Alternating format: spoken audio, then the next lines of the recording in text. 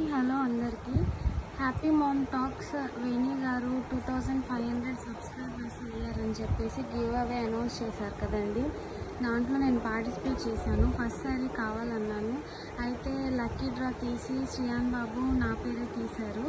So madam నాకు పంపించారు ఈ శారీ. అయితే మేడంకి థ్యాంక్ యూ సో మచ్. అసలు ఇలాంటి గివ్ అవేస్ నేను ఎప్పుడూ తీసుకోలేదు.